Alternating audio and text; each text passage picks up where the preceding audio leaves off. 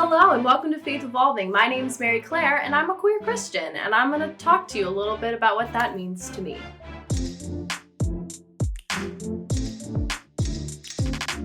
Right at the top of this video, I want to address the word queer because it is a reclaimed slur. So it has been used derogatorily in the past and just kind of a weapon against people who are LGBTQ+. And so for some people, the word queer still carries that connotation, whereas to others, it is this umbrella term that anyone who is a deviation of the norm for sexuality or gender falls under. I actually prefer the term queer to define my sexuality because it's kind of twofold, and it's just easier to say queer because it's one syllable than try to explain everything to everyone all the time. But especially if you're an ally or if you're talking to an older LGBTQ+ person, I would proceed with caution, maybe ask how they feel about the term queer, if it carries that really negative connotation, and just be careful. But throughout this video, I'm going to be using the term queer, and so I just wanted to explain what that means when I say it. In this video, I'm just going to kind of go chronologically and talk about my actualization of my queer identity alongside my growth as a Christian, because I think they've impacted each other in different ways, and I just think it's interesting and a valuable perspective, because if you've met one queer Christian, you've met one queer Christian. You know, our queer identities will probably differ, as well as our experience in Christianity and, you know, our relationships with the divine. So on this channel, everything's evolving. I'm only 21, so I may learn more about myself or the world and find out, you know, different words characterize me better and all that kind of stuff. But as of June 2021, this is what it means to me to be a queer Christian and kind of what that was like growing up. In order to do that, though, I do have to define my self-concept of what my queerness is. The two parts that comprise my queer identity, I'm still not super keen on the terms because they don't feel exactly right, but I'm gonna try. So I am asexual and biromantic. You'll be like, whoa, I've heard of bisexuality, kind of asexuality. How are you both? And this is where the split model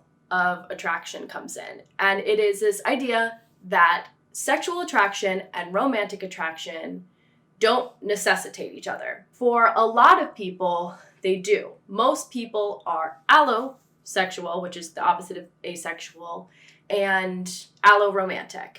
And so when you have a crush on someone, you want to bone and you want to hold hands a lot of times.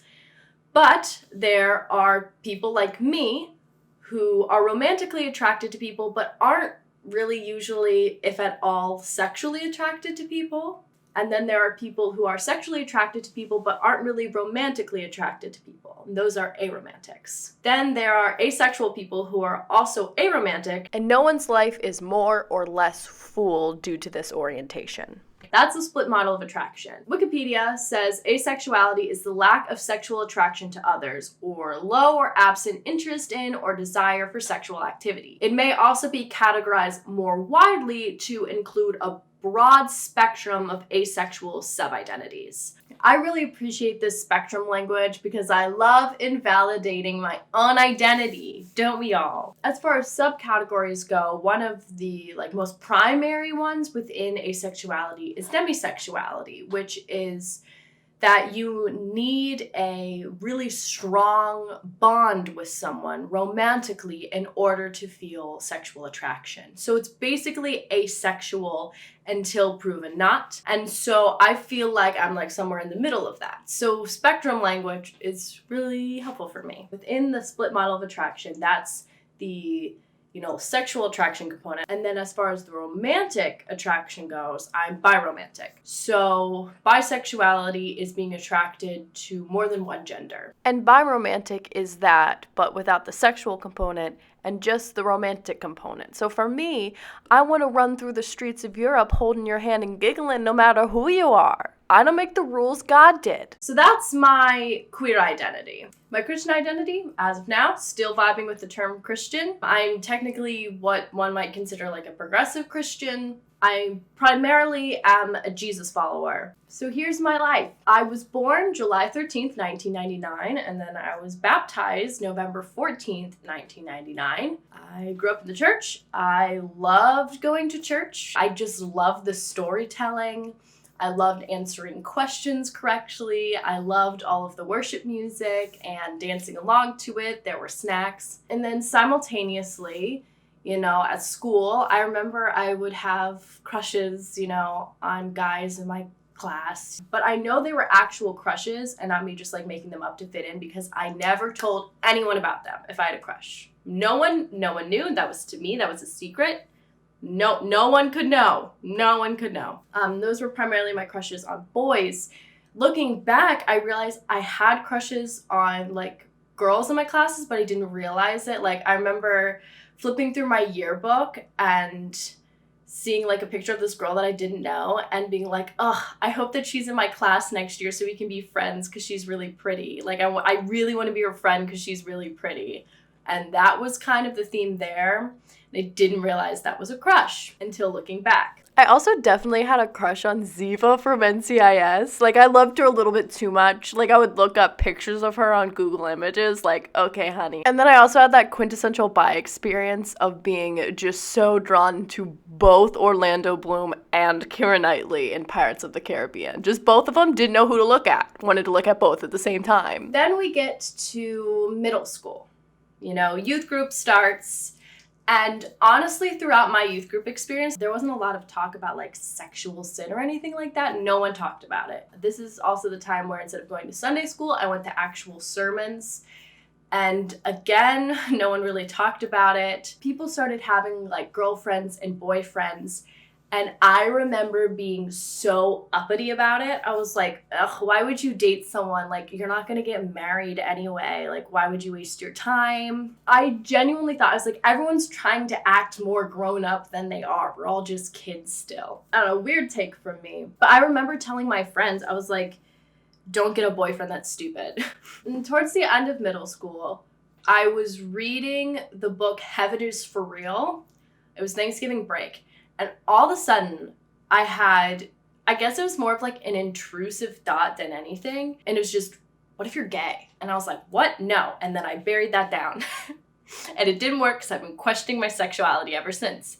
It kind of came out of nowhere. That's just a memory that's lodged in my brain. Before then, I don't know if I actually knew much about being gay or what being gay was. And it was around middle school that like I actually experienced queerness in media or anyone talked about it. Luckily, I have 2 older siblings, and my sister took one for the team and was the eldest. So I was able to watch her go through life and observe, eavesdrop on conversations, learn what to do, learn what not to do. And one time I remember she was talking to my dad about how she was hearing messages about how like gay people are going to hell and like gay people aren't okay, and it was really bothering her. And he told her about, Paul was a very specific person writing to very specific people in a very specific time.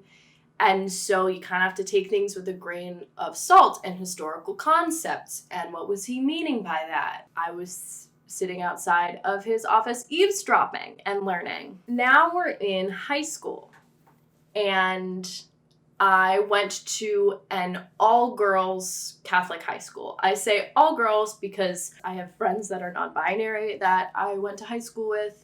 Also, mathematically, like the probability that there was at least one trans guy that attended the school for at least a period of time is probably very high. They were just closeted at the time. But my friends and I were like really close, and it was not out of the norm for people to just like play with each other's hair or just like cuddle or anything like that.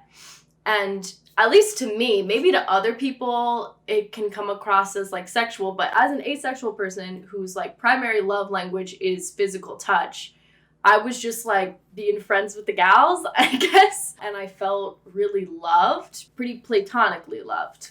But I did have at least a few like really intense friend crushes on girls. And I called them friend crushes because I really thought that they were, because I, wanted to get to know them. I wanted to meet their families. I wanted to spend time with them. I wanted to like cuddle with them because to me, like that was normal in a friendship. However, unlike friends in my friend group or whatever, I like cared about like how they perceived me or like if they thought I was pretty or talented or something like that.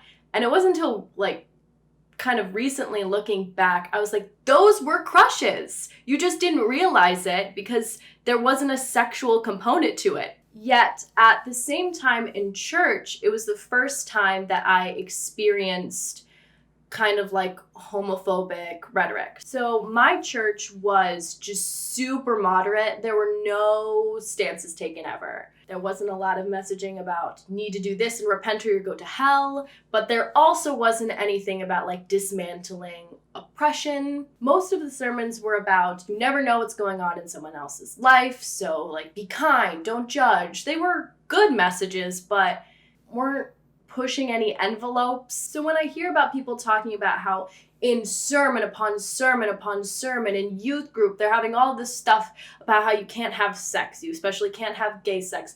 We had one sermon, and then we had one guy come in in one of my like religion classes at school. He talked about how he didn't wait to have sex with his wife and said that he wished that he had. But that was it on that. That was kind of the extent of the purity culture I experienced. But I could pick up on the clues of this idea that sex was wrong.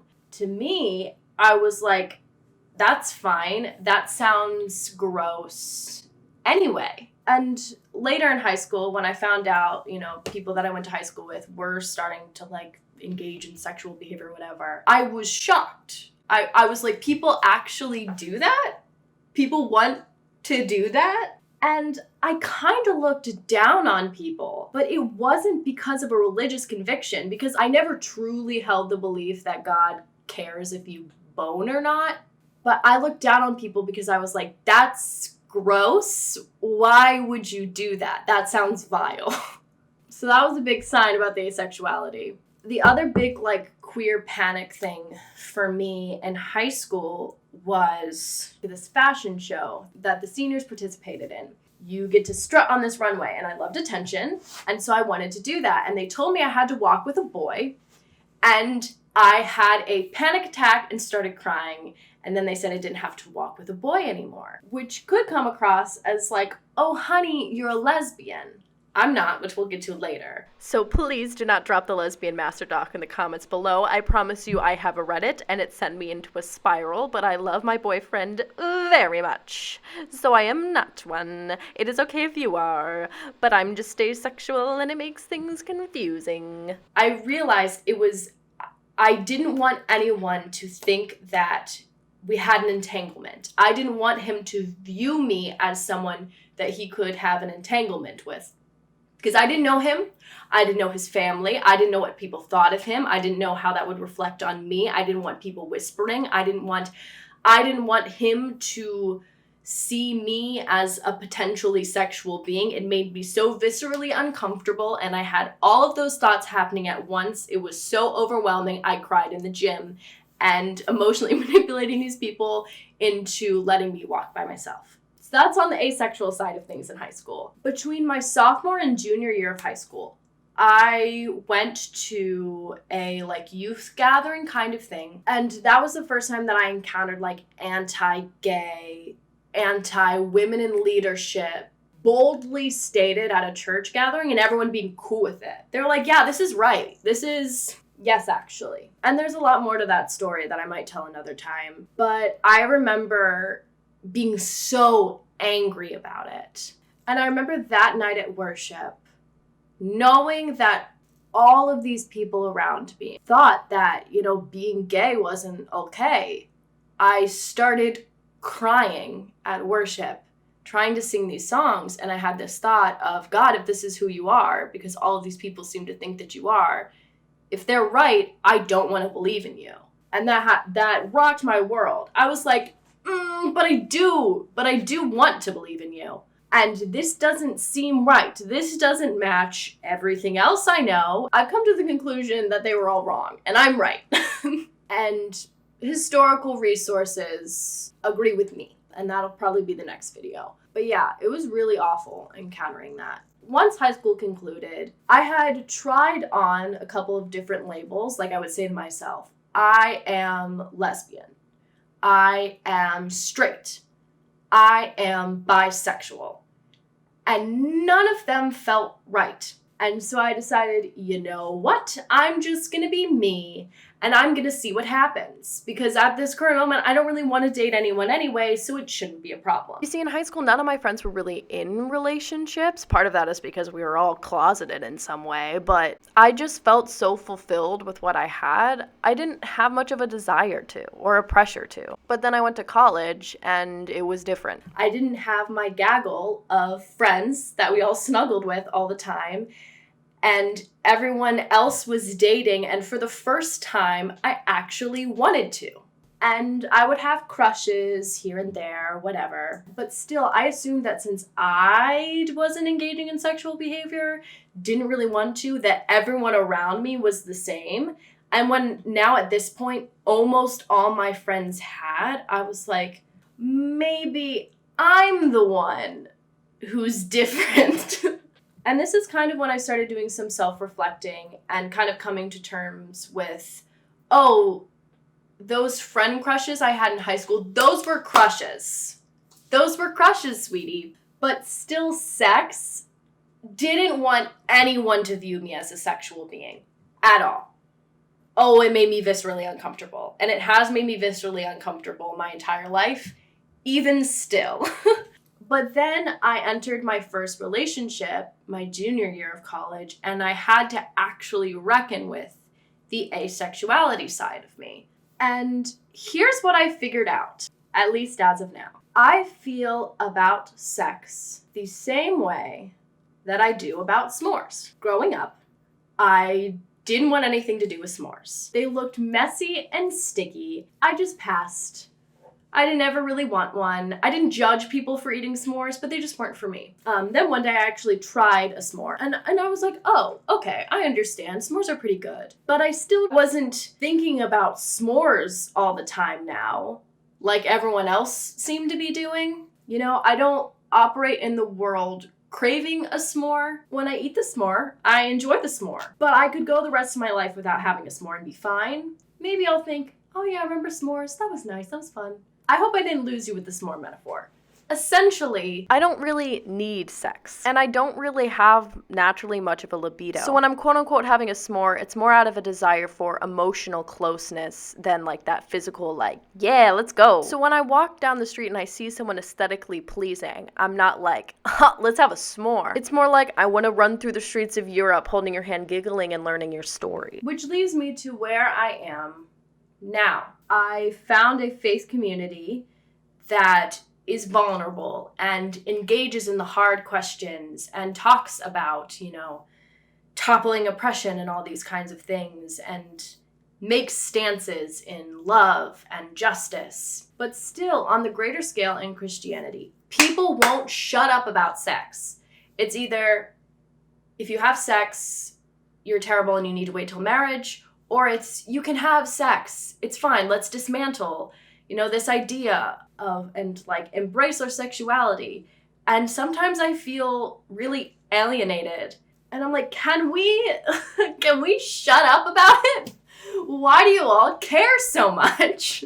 But also, because I do eat s'mores from time to time, I don't feel asexual enough. And like, I don't want people to know that I'm a s'more haver because it doesn't really fit into my self-concept. And I always second guess myself, is that because of like the purity culture or is that the asexuality? But I feel like you just heard my experiences. Those aren't the tales of someone who's not asexual. I just don't feel like I fully am. And then now that I am in a relationship and my partner is a guy, and it's the first ever relationship I've ever been in, and like I hope it's the last if all goes according to plan, I really invalidate my own bi-ness as well, especially because all of the language out there about discovering your sexuality is wrapped up in who do you think is hot? Or like, would you have sex with a woman? Would you have sex with a man? Would you have sex with a non-binary person? And I'm like, I don't know. none of the above, but I want to be close to people. And so I think my asexuality has made it very hard to figure out my romantic attraction. And it kind of sucks, but I think there's a conversation that needs to be had on a greater scale of how alienating of an experience that being ace is. It kind of seems like everyone is in on this like inside joke that you just don't get. And there's already like a bit of biphobia or bi-erasure in both greater society and within queer spaces, where it's like, oh, you just haven't chosen yet. But that's really present in regards to asexuals, especially people who are demisexual, where it's like, oh, everyone's like that. You're just making things up because you want to be oppressed. You just were on Tumblr in 2014 and want to be special. Where it's like, no, I can only do physical intimacy if it's seen through the lens of expressing emotional closeness. Otherwise, like, I don't want it, okay? Like, I just, it's gross. I just know that I'm not straight, right? All of these stories are not the stories of a straight person. Essentially, why I turned on this camera and I rambled for so long is to say labels can be really great, but also labels can be really limiting. I know for me, queer is the thing that makes me feel the most at home and not like I'm gonna panic or feel like I'm in a box. Like, all the other labels do. And for some people who are Jesus followers, they can't vibe in the label of Christian because of all of the harm that Christianity has caused. And I know for me, because I'm still okay in the label of Christian, I understand that logically, but I can't wrap my brain around it. And I've come to terms with that's because that isn't my story. But that doesn't mean it's not someone else's story. It's in the same way that I knew I was some part of queer in my sexuality because I am not in my gender. I have never questioned my gender, but I have constantly questioned my sexuality. And just because I'm comfortable with, the label of woman and she, her pronouns, and I logically can understand the concept of being non-binary or trans, just because I can't envision myself in that doesn't mean that it doesn't exist, that's not valid for someone else. That's just something I've been mulling over. This video doesn't have a conclusion. I just wanted to overshare and be vulnerable on the internet because maybe it will resonate with someone else who, doesn't feel queer enough for the queer community sometimes, or, someone who is maybe a progressive Christian like me, but a lot of conversations are about deconstruction, and I haven't had to deconstruct in the same way because of the way my Christian upbringing was. Yeah, you're valid, and you're great. Like, comment, subscribe, share with a friend. Thank you all for watching. I think next video I'm going to talk about like how it's okay to be a queer Christian. Come with the receipts. That's actually not going to be next video, but for June 25th, so look out. This was just me telling my story. All right, bye. And ace.